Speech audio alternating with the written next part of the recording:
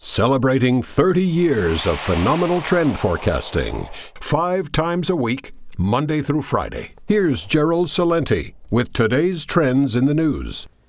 Hi, this is Gerald Celente. It's Wednesday, September 21st, 2016, and here are some of today's trends in the news. Well, on the market front, you know the news. The big news they've been giving us for the almost 2 weeks is the Bank of Japan was going to meet and make a decision today, as was the Federal Reserve in the United States. So in anticipation of that, what did we do? We issued a trend alert. That's right, trend alert. You got it. October surprise, market correction or a market meltdown. Facts and fiction. And that's all it was today, is pure fiction, not based on any facts. The Bank of Japan, after years of failure, negative interest rates, they kept them in negative territory, more schemes of buying up bonds and other assets. The market goes up on the good news of that, ignoring the news that exports were down over 9%, and imports in Japan were down over 17%. Same thing here in the States. As most people predicted, Fed is not going to raise interest rates, and there's talk that they might not even raise them this year, as we have said as well. So the markets went up on that news. Nothing about true price discovery, because ignored in the markets going up was the lousy data of new home sales, home construction, and new mortgage applications tanked over 7%. So the whole game is rigged. You know it. Oil prices went up. Well, how come? Oil prices are up as much as 3% after a surprise drop in crude stockpiles reported by the U.S. government, marking a third weekly decline in the closely watched data. So yes, they're drawing down the stockpiles. There's oversupply and record production coming out of Saudi Arabia, coming out of Russia. Iran's back up to pre-sanction levels. Again, they're talking up the markets after they go down. There's other economic news, but that's the big news. And the reason I'm sitting here today is to talk about something that we did 1 year ago. Myself, our CEO, Gcelente, and that is launching OccupyPeace, OccupyPeace.us. We closed down the most 4 historic corners in America. Corners of John and Crown Street, the only place where there's a pre-Revolutionary War building on each corner. We designed an action plan for peace, unlike anything ever seen before. You go to the website, OccupyPeace.us, www.OccupyPeace.us, and you can see it for yourself. Honor the Founding Fathers, close the bases overseas. Secure the homeland, put the troops to work rebuilding our third world infrastructure. We spent more money rebuilding Afghanistan's infrastructure than we spent on the Marshall Plan after World War II when adjusted for inflation. And the wars keep raging with no end in sight and no victories in sight. Force Congress to vote to go to war, which they have not done since World War II. And El Presidente of the Banana Republic of Los Estados Unidos has now sent troops on the ground into Syria, bombing Syria from the air.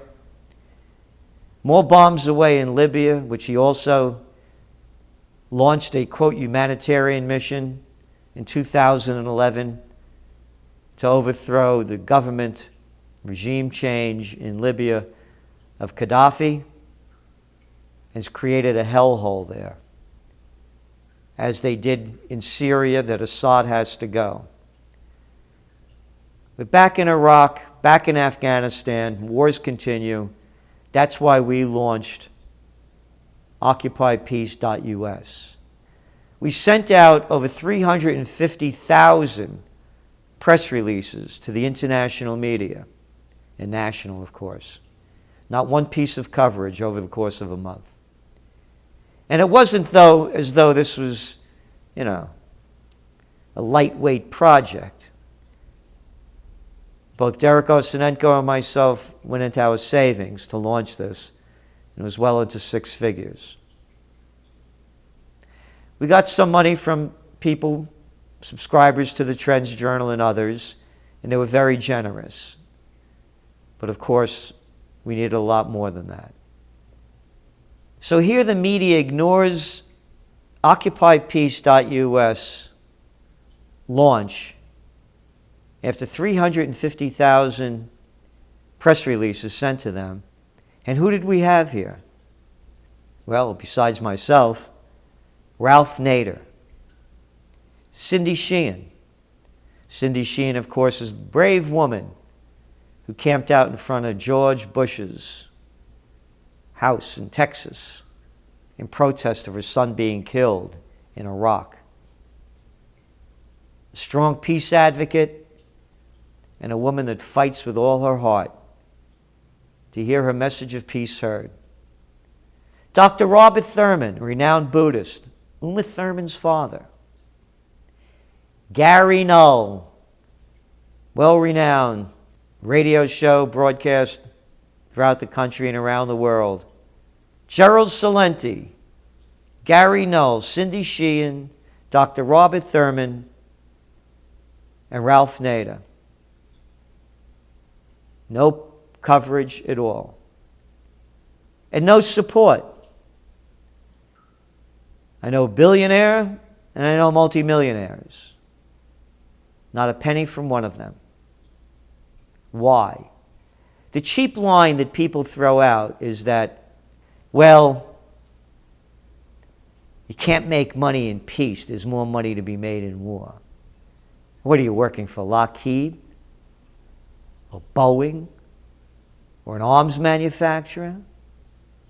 You're not working for the military-industrial complex. Why aren't you supporting peace?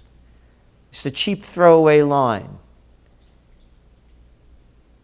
If George W. Bush was in office, committing the war crimes, drone strikes, extrajudicial killings that President Obama has done, and according to human rights reports, over 4,000 innocent people killed with drone strikes, relaunching the wars in Iraq and Afghanistan, starting the war in Libya and Syria.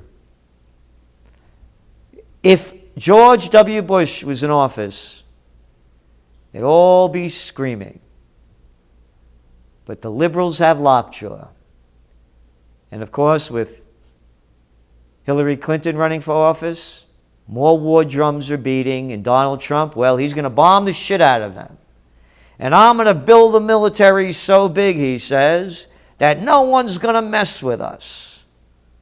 What are they talking to, little kids? Or gutless people? Terror strikes happen, and nobody wants to look at the cause of them. Couldn't be because you bombed and destroyed nations around the world, killed millions of people, and spent several $1 trillion doing it. Anybody ever hear of reaping what you sow? Not a peep about it. They cry about the refugee crisis over in Europe. No one talks about the cause. Why are the people from Syria leaving their homes? Over 400,000 dead, 5 million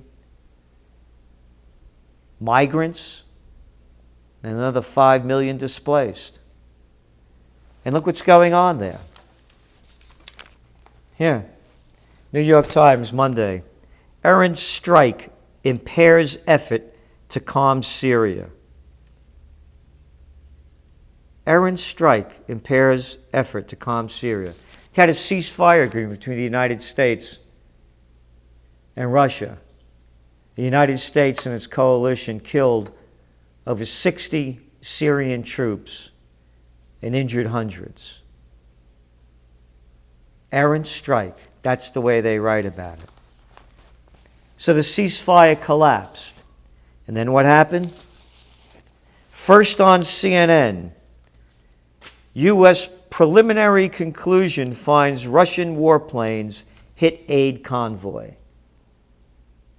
Preliminary conclusion, no facts. And of course, Russia denied it, and they denied it thoroughly with images. They didn't bomb them. Russian and Syrian warplanes did not launch airstrikes on an aid convoy that was attacked en route to Aleppo, the Russian defense minister said. Russian and Syrian warplanes did not carry out any airstrikes on UN humanitarian aid convoy in southwest Aleppo. And they have it all outlined and detailed. But that's the propaganda. First on CNN. U.S. admits supplying Saudis with white phosphorus munitions as they're bombing away in Yemen. Obama's sold more bombs and weapons to Saudi Arabia than any other president.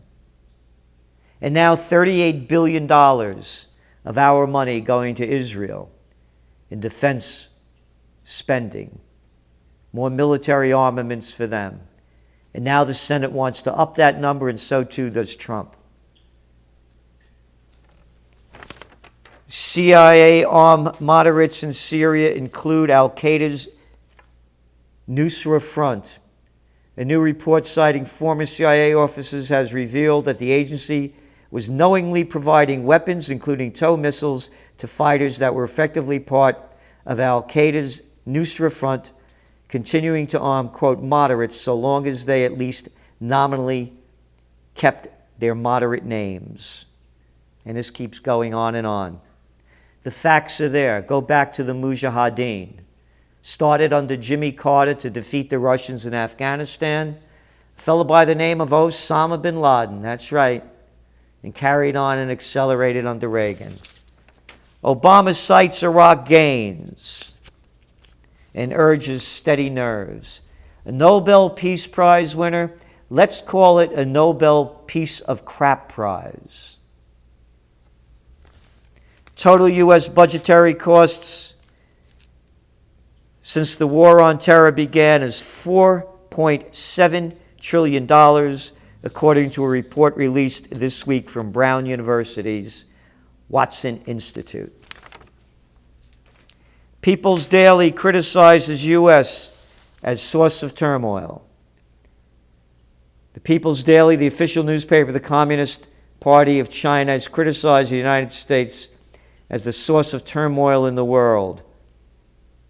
An editor's note on the page said U.S. interventions are behind unrest and disputes in many places, including the Middle East, Eastern Europe, and the South China Sea.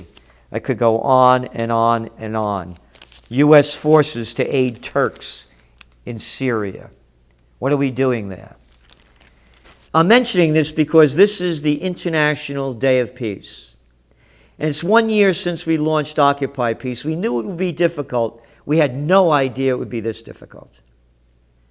We've reached out to virtually every peace organization and every person that of a little bit of money behind them that purports to support peace. Nothing, no responses, and we're professionals at doing this. Take a look at the media today. Barely a peep about peace.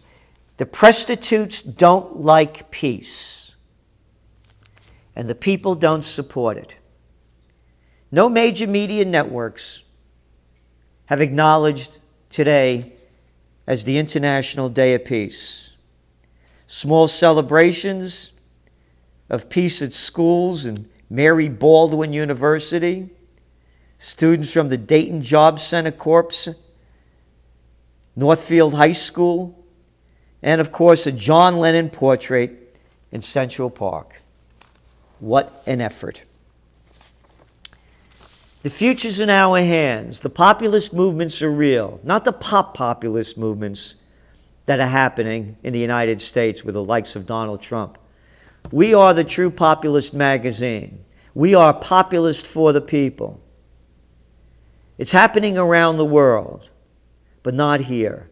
It's up to you to make it happen or not happen at all. If you want it to happen, help us make it happen. We're going to still do our best to keep OccupyPeace.us alive, but we need your help to do it. If you don't want to do it, hey, that's your trip. But here's the real trip. Get ready for the last world war. You can see it forming against we the people. And they're using these terrorist strikes to take more and more of our rights away. Oh yeah, more cops on the street. That'll save the day. Yep, keep reading our emails. Yep, and keep bombing away and killing innocent people. So this is Gerald Celente, and this is International Peace Day. With peace comes more than prosperity. It also brings great joy and beauty. Again, I want to thank all those that have supported Occupy Peace. Dr. Paul Craig Roberts, of course, was here at the conference as well last year. So if you have peace in your heart, bring peace on earth. This is Gerald Celente, and that's some of today's Trends in the News.